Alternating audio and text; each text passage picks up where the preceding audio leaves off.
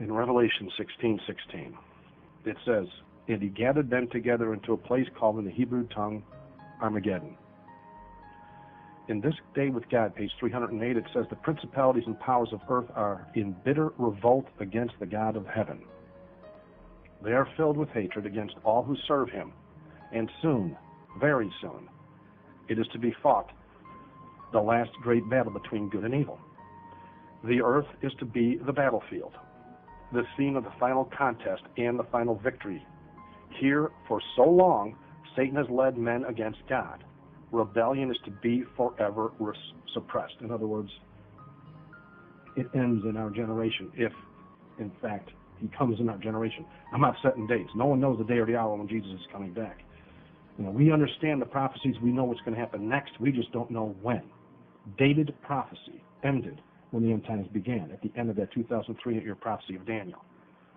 This we know as students of prophecy. So, and those of us that study prophecy are quite aware that in the very end, all the deceived people of the world will gather together to seek out prophecy, understanding, commandment-keeping Christians. Because of what I was mentioning earlier about Revelation 12:17, where it says, "The dragon was wroth with the woman and went to make war with the remnant of her seed, which keep the commandments of God and have the testimony of Jesus Christ." Right? And we understand the testimony of Jesus Christ. Revelation 19:10, the angel actually tells John the testimony of Jesus Christ is the spirit of prophecy. See, that's one of the reasons the dragon is so angry with us. We could tell you today what the Pope is going to do tomorrow. That gets their blood up. They don't like the idea that people know in advance what they're planning. And that's why Christians have become second-class citizens and third-class citizens in many nations. Even though we're the most gentle people known on earth. Now, I'm not talking about the fake Christians that claim to be Christians and yet will blow somebody's brains out. I'm talking about true, faithful Christians that trust the Lord entirely. These Christians have historically been known never to lift a finger against their fellow man. It's very plain in the Scriptures, do violence to no man. But yet we're the most feared. Why? Well, it's obvious. They fear our God. Since we allow the Bible to define its own symbols and prophecy, as 2 Peter 1:20 instructs us, we know that Revelation 12:9 says the dragon is Satan, and Jeremiah 6:2 says the woman is the church. We know that Satan is making war against Christ's bride, the church, to kill them, as did the non-believers seek to kill the Jews in the book of Esther thousands of years ago. Esther 3:13 says, "And the letters were sent by the post into all the king's provinces to destroy, to kill, and to cause to perish all Jews, both young and old, little children and women, in one day, even upon the 13th day of the 12th month, which is the month of Adar, and to take the spoil of them for a prey." So it's always about money, and that's how they're going to do it in our day, too. I mean, back then, civilization was all but civil by today's standards, in that people of the day saw no sin in killing the Jews for financial gain. So how does the end-time prophecy, wherein the people of the world come against the remnant, come to fruition in our world? I mean, how does that how does that going to happen? How are people actually going to think it's perfectly acceptable to kill other people? Well, if you look closely, you'll find it's actually going to be a lot easier for Satan to employ the minds of the wicked to do such an act. As history proves, people are generally easy to coach into violent acts. Look at what we've witnessed over the last few decades in the area of mind manipulation of the masses regarding rock and roll, for example, or even rap or jazz or whatever, any kind of music, because we all know about music and who's the angel of it, all right? So I'll get into that a little later, but these bands, these rock bands, for example, make literally millions of dollars each on an annual basis, selling everything from sex, drugs, murder, rape, civil unrest, and even outright Satanism to the kids. I know this one band years ago, actually, they had to think about it on the news because it was a rapper. In the music, he was saying, "Go out and kill the cops, kill the police," and this is sold and bought. And the graphics on these CDs and the disgusting MTV videos filled with what looks to be blood-curdling visions from hell says plenty about their desires to twist the minds of our youth. Of course, it's all hidden under the guise that it's cool to be bad, and the kids eat it up thanks to their peer pressure to be like the cool kids. A mere 50 years ago, television shows like MTV would be considered absolutely illegal. And Satan knows this. So Elvis, the pretty boy king of rock and roll, gyrates on stage. It became easy to start the ball rolling downhill because, like Eve allowing the serpent to entertain her in the garden, all the girls ran to Elvis and what he represented. And as for the guys that followed after Elvis, as many will admit, they did it to keep their girlfriends near their side, and some actually did it because they wanted to be cool like Elvis. Still, his music was tamed by today's standards. Nevertheless, he was the talk of the town. Satan even used negative advertising to push Elvis further and further and further into the limelight, like the Ed Sullivan Show, for example. Ed Sullivan refused to film Elvis from the waist down because of the vulgar ways that he moved his body. That act alone skyrocketed Elvis to stardom, and more teenagers bought his records and flocked to his concerts to see what their parents didn't want them to see. Now think about this. Had a guy like Alice Cooper, who likes to, sing about dead babies in the 70s, or Marilyn Manson, I don't mean, just looking at that guy's face is enough to what's up with him. But I don't listen to, I don't do any of this music stuff. But Marilyn Manson, if these guys, if Alice Cooper or Marilyn Manson would have stepped on stage in the 1950s when Elvis was there, people literally would have committed those guys to insane asylums. Literally, they would have gone in, and they would have just been considered insane. So instead, Satan used Elvis, a gentle, loving man who claimed to be a wholesome Christian, who loved his mother and his country. His gentle, cute-faced, boyish charm started what we call rock music today. Yes, back when Elvis was gyrating on stage, some Christian preachers did speak out to warn that this music would eventually influence the kids to such an extent they would become very evil if left unchecked throughout the years. But the usual blind scoffers laughed and laughed and laughed, and eventually the decadence was allowed freely. Common sense was the reason given to say it was impossible for something as trivial as music to become such a threat. I mean, come on, it's just music, guys, give it up. So the Christians were ignored. Rock and roll was born and given life for all to enjoy, as it was considered safe as any other music of the day. And just a few decades later, we now see bands like Marilyn Manson, or Twisted Sister, or KISS, Kids in Satanic Service, or AC/DC, a community defeating Christ. Okay, I'm not making this stuff up. This is what these guys said in Hit Parader, what their initials stood for, because I used to read Hit Parader when I was a teenager. And Ozzy Osbourne, he's considered almost Satan himself to many, many of his fans. These guys proved beyond a shadow of a doubt that those preachers back in the 50s were 100% correct. The children would be manipulated by this music, and they would eventually become worse and worse and worse, and become acceptable. Today, all sorts of evil, decadence, is becoming acceptable because most parents see no wrong in their kids listening to such hellish music that's filled with all sorts of satanic suggestions. As Christians, we need to guard our souls, and especially our children's souls, from such dangerous things as this. Some may not be aware, but when I first started street preaching, I not only exposed Rome, I also had a burden to expose the music that seems to be so popular among the youth today. Most don't realize that this music is purposely created with backwards masking. Check it out on YouTube when you get a chance. Right? It's created with backward masking so as to effectively pipe its decadent suggestions right into the subconscious mind of the children in the same way like self-help tapes. And I remember reading about this in the 1970s when they first came out with the self-help tapes, and they came out with backward masking, or they discovered it, if you will. You know, like when you look at your image, your face inside of a spoon, and you see your head is upside down in the spoon because the spoon is concave, so it inverts the image? Your eyeball works the same way. You're looking at the computer screen right now, let's say. The computer screen is upside down on the back of your eyeball. Your brain flips it, right? Well, the ear works the same way. The ear, if it hears something that doesn't make sense, it'll flip it. And then if it makes sense, it stores it in the subconscious. And to prove this, these scientists did this thing in a closed, like a sleep study, where they had this woman go to sleep, and while she was sleeping, she would listen to a self-help tape where a man would repeat something to her. It was like 2 or 3 paragraphs. And he would repeat it to her over and over again on this tape. But he would speak it in reverse, and she couldn't hear him either. subconsciously because it was hidden by waves beating on the shore or some kind of music or something. It was masked, all right? And so when they woke her up, they did something else that was satanic. They hypnotized her. And then she spoke what the man said on the tape verbatim, but she said it forward. They found they had an amazing tool. So since parents recall their glory days when they used to enjoy rock music, they had been deceived to think that nothing bad came of it from, for them. At least they don't think, but that's what they believe. So with that in mind, they believe that their kids are going to be just as safe with today's music.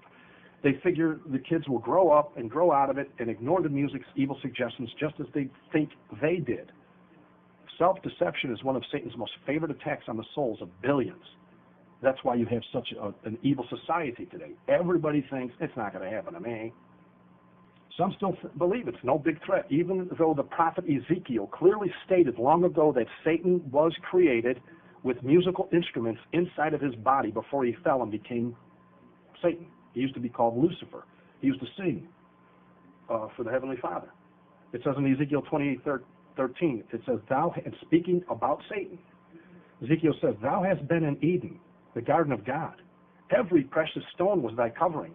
Satan was the most beautiful creation. He was the first angel ever created. So every precious stone was thy covering. The sardius, topaz, and the diamond, the beryl, the onyx, the jasper, the sapphire, the emerald, and the carbuncle, and gold, the workmanship of thy tabrets and of thy pipes. That's two musical instruments right there. Was prepared in thee in the day that thou wast created.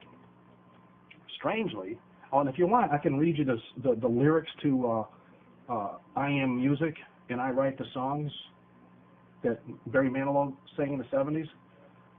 I'll do this after church because I don't want to do it right now, but it's unbelievable, the words to this song. You got to hear the words to this song, and most people miss it because it's behind a melody. It's so loving and gentle, and it's Barry Manilow singing with that beautiful voice. You got to hear these lyrics. You wouldn't believe something in a pop song that he's saying this stuff, all right? But nobody listened to the lyrics for some reason. So going on, as I was saying, many ignore the power of music on the human mind for some reason. I don't understand that. But one easy way to alert some of this danger is to ask them what happens when they hear a song on the radio that they haven't heard for 20 years. I like this because this happens to me because I used to get into music when I was a teenager, right? You're driving down the road and you're flipping through the channels, and this happens to me a lot when I listen to talk radio because talk radio has a tendency to start the radio programs with some music from the 70s. They just like to do that, And all of a sudden, you know it. You know the song word for word. You could actually sing along if you wanted to, right? Word for word, not a problem. But 20 years ago, let's do this. How about this? Stop the song and word for word. You proved by the shadow of a doubt. It all came to your remembrance. Now, stop the music, pull over, and now recite to me word for word something you memorized in your classes, in your history class, for example, in high school. Can you do it? No. Nobody can do it. Something you memorized 20 years ago, you can't do it. But once you put it to music, you can. This is why music is so important today. You go into the store, you go into an elevator, you go into a train, there's music everywhere. Satan doesn't want you to be alone with your thoughts. Why? Because that's where our Heavenly Father speaks to you. Oh, and by the way, is this why the Vatican has been posting rap music on their MySpace page? That's extremely evil, as well as holding concerts where rock bands perform for the kids. So thanks to most people not reading their Bibles as the prophet Amos predicted for our day, they are unaware that one of the very last prophecies is an increase in the spiritual realm or the occult. 1 Timothy 4:1 says, now the Spirit speaketh expressly that in the latter times some shall depart from the faith, giving heed to seducing spirits and doctrines of devils. This is why Harry Potter is so popular. It's fashioning children's minds so that within 10, 15 years we'll have a society of adults that believe that falderall that Simon Magus did in his day, 2,000 years ago. And this is why you got guys like Chris Angel and all these other pagan magicians doing these things. And then Revelation 16:14 says, for they are the spirits of devils working miracles. Harry Potter has lit that hellish fire of fulfillment like none other in modern times. And thanks to the non-stop sludge of vulgar innuendos and jokes on TV that are off-color, sexual, violent, perverted, and outright blasphemous in sitcoms like The Simpsons, people the world over have adopted the exact same mindset of those people that were alive in Noah's day, just as Jesus predicted they would for our day. Right before the flood, God saw that the wickedness of man was great in the earth, and that every imagination of the thoughts of his heart was only evil continually. That's from Genesis chapter 6, verse 5. And then Jesus says in Matthew 24, verse 37, but as the days of Noah were, so shall the coming of the Son of Man be. In other words, it's going to be that way too for our life. So thanks to all the decadence pumped into the minds of unprotected souls, soon we will have a generation of people so morally bankrupt that the thought of killing a Christian would not be considered any worse than it was in the Roman Colosseums 2,000 years ago. In fact, just last week, I found out that in the Muslim world alone, 165,000 Christians were killed for their faith in just the last 11 months of 2009. I just found this out last week. If they keep their average, which I don't doubt they will, of 15,000 people killed a month, we will see 180,000 Christians killed for their faith in the year 2009 alone. Yet, Islam is protected the world over in their hellish assault against Christ and his people, simply because their officially documented creator in Rome, they created this because they need to continue their slaughter in the same way they needed Roman Catholic Adolf Hitler to do as he did in his day. And by the way, it was also reported that as of 2009, a Christian is tortured for their faith I couldn't believe this, but it's true because it was documented, every 3 minutes in the Muslim world. That's 20 Christians tortured every hour, 480 every day, 3,360 every week, 14,400 every month, and 172,800 Christians are tortured each and every year. And again, this isn't including China, India, or North Korea, or even right here in the States where it's done behind closed doors. We all know about China killing Christians in India and North Korea. They hate them and they kill them all the time. But the Muslims are very, very vocal about it.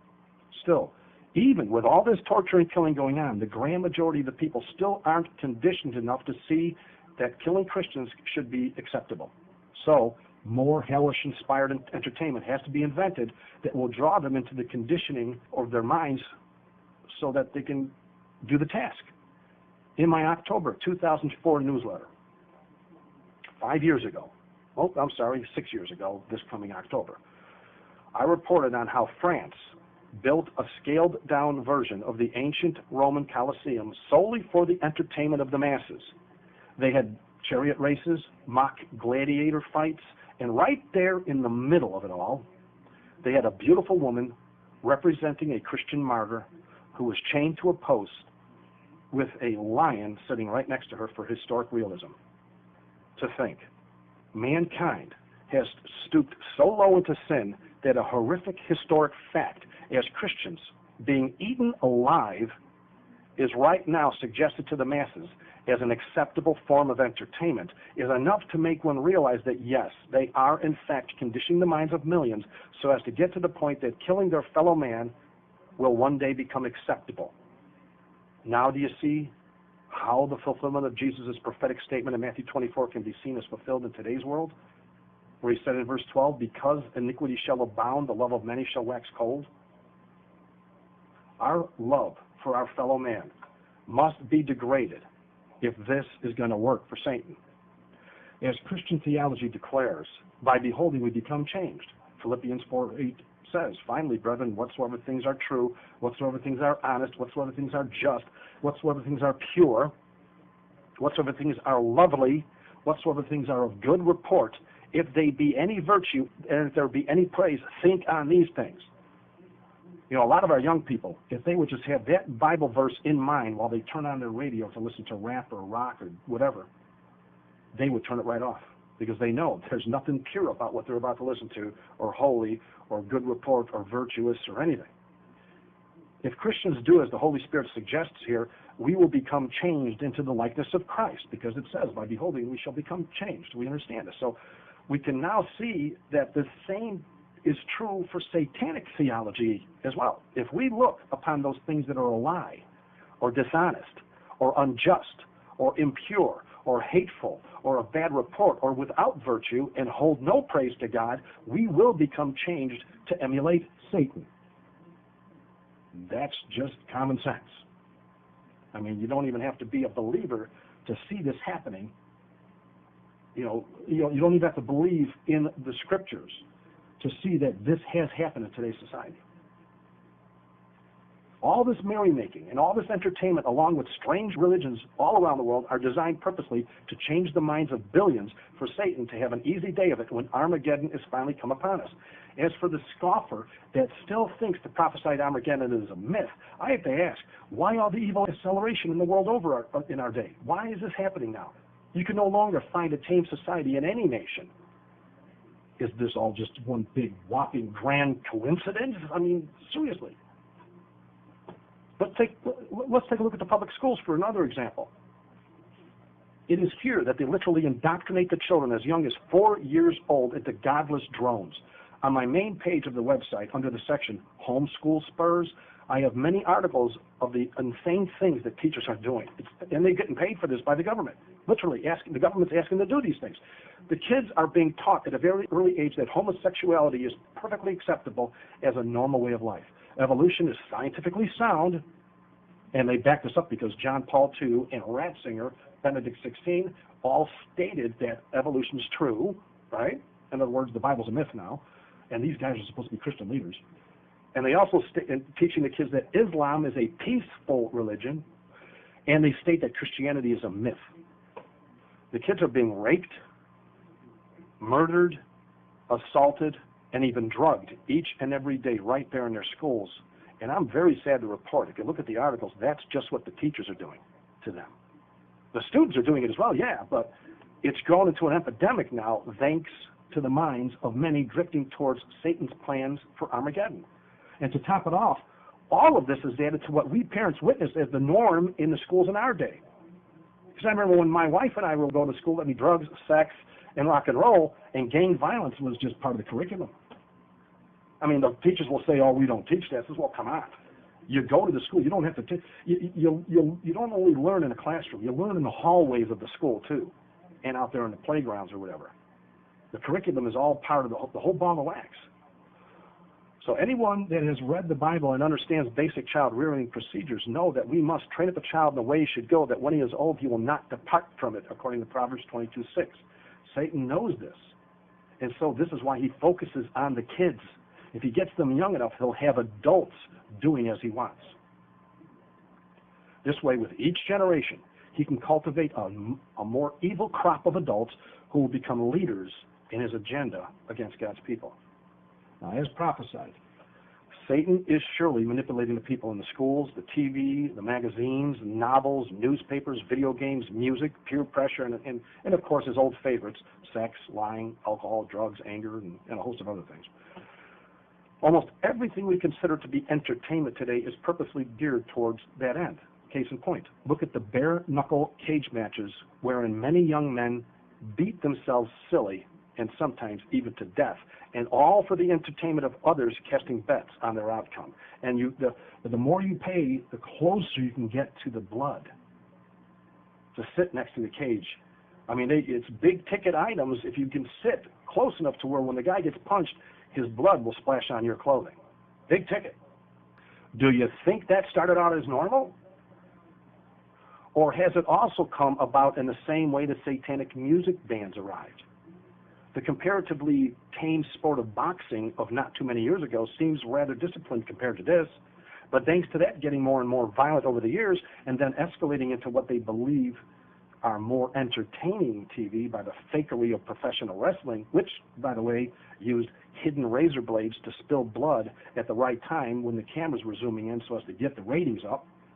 Do you think this would eventually lead to blood sports, as they are now called, becoming the norm? Certainly you can see that the pattern here as well. Now, look at the video games. When they first came out, And I remember this because games came out when I was a young man. It was merely about friendly competition, which isn't good to begin with either, because you've always got a loser who's going to be downtrodden, and you got the winner who's exalting himself. But still, it was about just friendly competition that sold the games to families. Pong, for example, I don't know if anybody remembers Pong, P-O-N-G.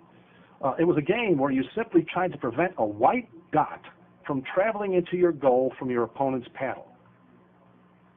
When we first turned it on our TV, we thought, how did they do that? This TV used to show pictures of people. Now it's a perfectly square white dot, and there's these goals on either side of the screen, and then you get this other white dot that's a little longer, and you got a joystick, and you can move that dot up and down. And it's like boink, boink, boink, and it would go across the screen. That was it. That's how the game started. Now we have games with realistic graphics that they literally depict satanic acts of animal and human sacrifice, demon worship, rape, mayhem, theft, occultism, conjuring dead spirits like the Witch of Endor did, in King Saul's day, and even murder. And to think this is all for just a few points in the game. Do you think some brainwashing's going on here? Do you think they're getting the people ready to do something? I mean, it's happening everywhere in society. Worse yet, thanks to the internet coming to our neighborhoods now, you can play these extremely violent and satanic games online with real breathing people on the other end that lend a real human life to the equation. So now when you kill that character in the game, you actually get to kill somebody on the other end. Well, they don't literally die, but you actually get to kill them. And the bloodier the death, the more points you get. Is it possible this will cause the minds of many to escalate into a generation of killers, just as rock music treated Satanists? Or am I making no sense whatsoever like those anti-rock and roll preachers did back in the 50s? I mean, need I remind you, one of the favored pastimes of those teenagers that shot up their schools in recent years used to be all these video games and rock music? Still, even though we now have actual evidence that these video games create angry teens and adults, they are still legal to be created and sold. And oh yes, it's true, they place a big, huge black M for mature on the video game package, so mommy and daddy will know it's not safe for their kids. But thanks to the economic toys that they're playing with in Washington, mommy and daddy have to have a job now. So the kids are what they called back in the 70s latchkey kids, where they're freewheeling in life. This has been going on for 40 years now, where the kids, they come home, they babysit themselves. So how easy is it going to be for those kids to get their hands on those video games? If they don't shoplift them or get some other adult to buy them for them that's over 18, because that's the legal age now, how many 15 and 16-year-olds do you know, or 12-year-olds do you know that knows somebody that's 18 that'll buy them those games? And irregardless of that, most of the games can be downloaded. And how easy is it for the kids to download them? All the kids got to do is click a button that says, yep, I'm 18. They got the game. Yeah, it's just like the porno sites, too, from what I hear. All you got to do is click a button, and boom, you're in. If you research, and just quickly on Hollywood, researching the statistics on this, you will find that as TV shows and Hollywood movies became more and more violent over the years with their rapes, assaults, and murders, and I forget where I saw this, but somewhere I read, and this was back in the early 90s or late 80s where I read this, where they said by the time a teenager reaches the age of 13, they will have witnessed, 15 or 20,000 murders on TV. 15 or 20,000 murders on TV. So, anyway, with all this stuff that's going on in Hollywood, all these rapes and assaults and murders, the amazing thing here is, as those murders or those videos and those TV shows and those movies got more and more violent, society became more and more violent right along with those very same statistics. Add to the mix the violent music lyrics, the violent video games, the violent blood sports in those coliseums in France. Is it any wonder we have skyrocketing rapes, assaults, and serial killers today? But again, I could just be overreacting like those preachers did in the 1950s. One last thing I would like to mention that most people miss. I believe what I'm about to share is the ultimate in conditioning people into thinking murder is acceptable. Abortion. Yes, the law says it's legal, but the law also said in Esther's day it was legal to kill the Jews. Did that make it right? Of course not. The Bible says life starts at conception. In fact, the Lord even knows our names in the womb. Isaiah 49 verse 1 says, the Lord hath called me from the womb, from the bowels of my mother hath he made mention of my name. Will some finally begin to see how easy it is to make people think murder is okay? They are killing millions of babies every year, and all of them think it's 100% acceptable. In fact, it's now considered a form of birth control to kill a baby. Not only do they have what's called the abortion pill, okay, we all know about that, because that's, that's ridiculous in itself. I mean, instead of taking other types of birth control, these girls are taking abortion pills that literally don't work unless a baby's conceived. And then the baby's killed by the pill. But worse yet, I just found out about this the other day in the United Kingdom. It was just discovered that most sexually active young girls have upwards of 4 abortions by the time they're 18. Murder has become universally acceptable around the world. Sure, it's only babies who are considered nothing but useless cells to most, but we are Christians. And as Christians, are we not aware of what's going on here? And are we also not aware that we are becoming second-class citizens? And in some nations, third-class citizens? In the eyes of some, we're a bunch of useless people, just like fetuses are a bunch of useless cells. If Satan has already been able to get the Muslims, the Hindus, the Koreans, and the Chinese to kill Christians, how big of a leap do you suppose it'll be for Satan to get the rest to fall in line? Especially since he's already been able to convince them to kill their very own babies. Seriously, if a prophet told you 200 years ago mothers would kill their babies for reasons ranging from wanting to keep their girlish figure to doing so would be able to keep their boyfriends, you'd laugh at them. It's just, no, it's just impossible. They would laugh. They say, no, there's no way that women would literally kill their babies as a norm in society because they want to keep their boyfriends nearby, or they want to keep their girlish figure. Or we just don't have the money right now for a baby. Or I just don't like kids. Kill it off. Well, they're doing this in our society right now. Will some still laugh when we tell them Christians will be killed as easy as babies are being killed right now? As prophesied, the calamities will increase around the world in number, and just as that minister stated in December of 2004, commandment-keeping Christians will be blamed for the disasters because we refuse to keep Sunday laws as a way to stop them. Now, if you remember, it was like that Presbyterian minister, that Christmas tsunami that killed 300,000 people. He stated in that newspaper article that I put on the Sabbath Attack page, and that article that I did in the newsletter and on the radio, he stated the reason that tsunami came on Sundays because people weren't going to church on Sundays. That was predicted over 100 years ago, that's what they would do. They would say, because we refuse to keep the Sabbath of Sunday, there's going to be all these disasters. And so we're being blamed for this. What he isn't telling you is the people that died, a lot of them that died in that tsunami were in their Sunday-keeping church when they died. Oh, they don't bring that up. They just tell people that it happened on Sunday. They're testing the waters is what they're doing. That's what they did to Jesus.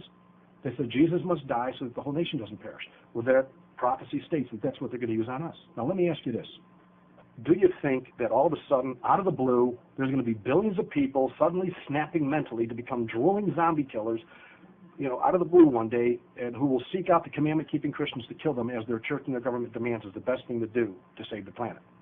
No, of course not. That's not going to happen. It's not going to happen that way. It has to be done gradually, or the people will catch on to what Satan's up to via the headquarters in Rome, and they're going to revolt. So how will this day come that prophecy says is absolutely inevitable? As intimated here, Satan needs to indoctrinate or brainwash the people into such a mindset that doing as the Vatican and the leaders in the state ask them to do will be easily acceptable. Hitler did it in a comparatively short period of time in his day, but Hitler was able to get a bunch of kids in his day to actually turn their own parents in to be killed. Nero did the same thing 2,000 years ago. And the people in Esther's day saw it as the norm when the king made a decree in their day. If boxing can escalate to blood sports, and rock and roll can merge into devil worship, and then violent video games and TV shows and movies can help create Christian killers just as much as anything else, and by beholding, they will become Christian killers. They are already killing their own babies. The next logical step is obvious. I won't even get into the doctor-assisted suicide laws passing left and right. Just this last Thursday, 2 days ago, it was made law in Montana, USA, that doctors can help you kill yourself. Death has become very much the norm in today's society. Armageddon is truly banging on the door.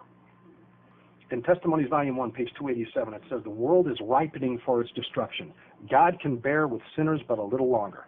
They must drink the dregs of the cup of his wrath, unmixed with mercy. Those who will be heirs of God and joint heirs with Christ to the immortal inheritance will be peculiar." In other words, many of us are already peculiar. Praise the Lord. We know this.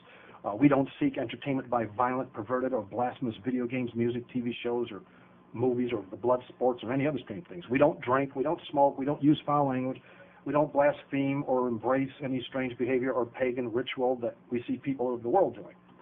And so we truly are a peculiar bunch, and that in itself says a lot. But anyway, Sister White continues by declaring that, yes, the remnant people, they're so peculiar that God places a mark upon them as his, wholly his. Think ye that God will receive, honor, and acknowledge a people so mixed up with the world that they differ from them only in name? Isn't that what the Seventh-day Adventists are doing? They say, oh, you got to keep the name Seventh-day Adventist. You can't be saved by a name. Even Sister White said that.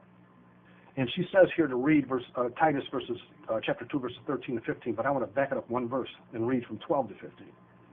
It says, "Teaching us that, denying ungodliness and worldly lusts, we should live soberly, righteously, and godly in this present world, looking for that blessed hope and the glorious appearing of the great God and our Savior Jesus Christ, who gave himself for us, that he might redeem us from all iniquity and purify unto himself a peculiar people, zealous of good works.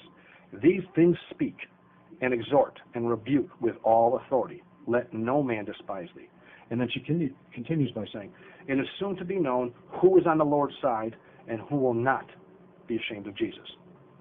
Those who have not moral courage to conscientiously take their position in the face of unbelievers, leave the fashions of the world, and imitate the self-denying life of Christ are ashamed of him and do not love his example." So as people continue to deny God as their creator and abide by his law, more and more of the people will become extremely evil, as in Noah's day. In fact, even their children will start to show signs of intense evil at a very young age. Lately, I've been seeing articles about children killing and raping children. A 14-year-old boy, for example, raped a 12-year-old girl under a school stairwell during school hours, and a 10-year-old boy raped an 8-year-old girl. But nothing confirms the decadence has spread further, as Jesus prophesied for our day, than an article I saw on December 23rd that stated a 5-year-old, a 6-year-old, and a 7-year-old boy were all up on charges for raping a 3-year-old toddler. I wonder, did they play their big brother's video game that day? Can you see the big picture here? The Bible clearly states in many prophetic scriptures that Rome hates real Christians. They hate them just as much, if not more, than they did during the Inquisition when they killed 500 million of them. They are going to use their prophesied power over the people to get everyone to help them rid the planet of these Christians. Prophecy is really, really blunt here. They tried this 2,000 years ago. They tried this with Hitler. They are trying it now with the Muslims. And soon they're going to get every soul on earth that has not accepted Jesus Christ as Lord to convince that you, me, and every soul in the remnant church is the reason for the widespread calamities on earth. They've already started that as well. In closing, said Jesus, now this is from Testimonies, Volume 4, page 251. She says, said Jesus, "No man can serve two masters, for either he will hate one and love the other, or else he will hold to one and despise the other." You cannot serve God and mammon. If we are true servants of God, there should be no question in our minds as to whether we will obey his commandments or consult our own temporal interests. If the believers in the truth are not sustained by their faith in these comparatively peaceful days, in other words, it's legal to be a Christian now, what will uphold them when the grand test comes and the decree goes forth against all those who will not worship the image of the beast and receive the mark in their foreheads or in their hands. This solemn period is not far off. Indeed, of becoming weak and irresolute, the people of God should be gathering strength and courage for the time of trouble. The virgins need to wake up. The loud cry needs to start. They're already passing Sunday laws everywhere. Every day on my website this last week and a half, I found a new article about them doing just that. So I hope and pray that you are blessed with a desire to go forth and share our faith with as many as you possibly can.